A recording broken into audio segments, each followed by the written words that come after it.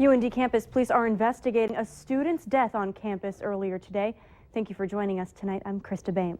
The University of North Dakota Police Department and All True Ambulance were called to the 500 block of Cambridge Street within the campus district just before 9 a.m.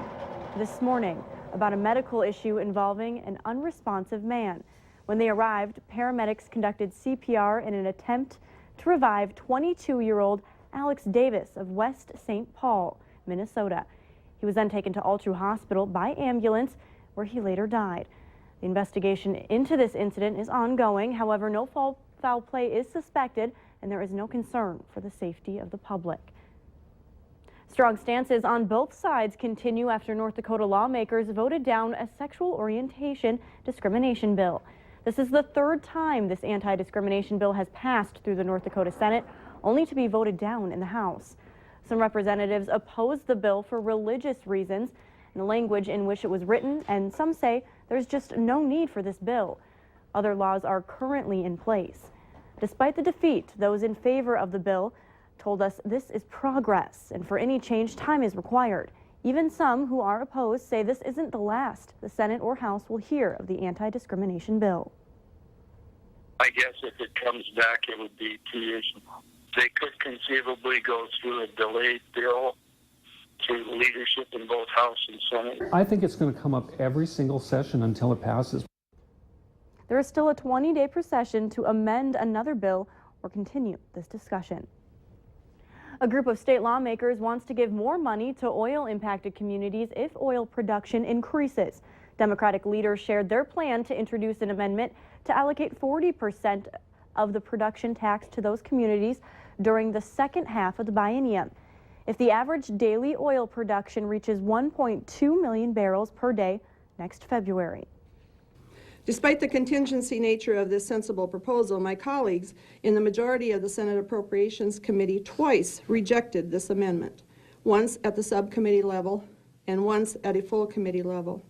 We feel this issue is important enough that the full Senate should vote on that. Senate Minority Leader Max Schneider will offer the floor amendment next week. A fire caused extensive damage to a Quonset in Sletton Township. The Polk County Sheriff's Office says a deputy spotted the fire around 1:30 this afternoon in the rural Winger area. Crews were able to put out the fire, but there is extensive damage to the Quonset and other farm equipment. The owner of the property was not home at the time, and the fire appears to be accidental. It's a building known by many names, has affected many lives, and its future is still uncertain.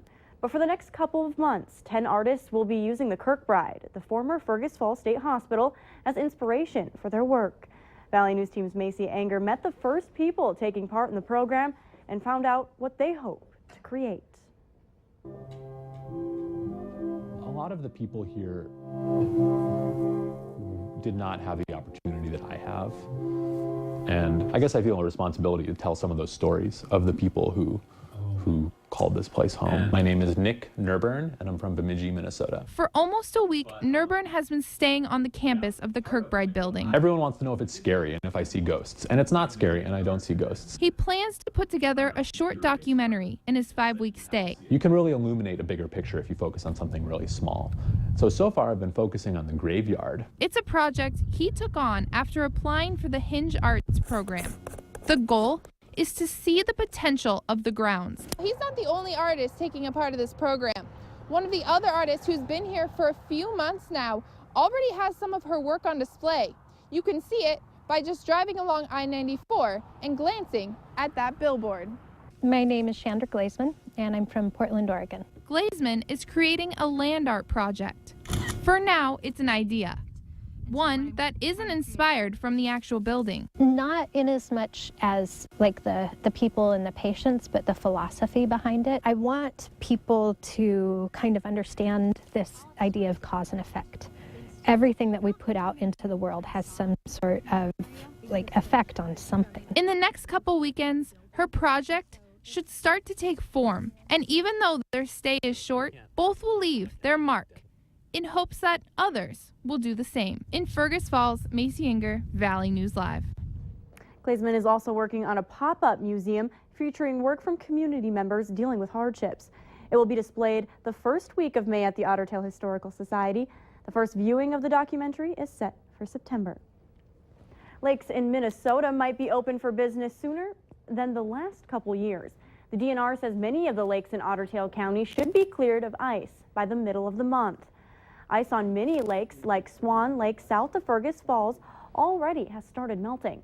An ice out is normally determined when nearly all the ice is off the lake. To report an ice out date, you can head to the Minnesota DNR Climate Facebook page, and we've included that on our website, valleynewslive.com. And ice out has been declared on most Twin Cities lakes, but you might not want to take that boat out yet. It may have arrived earlier this year, but officials say the water is still dangerously cold.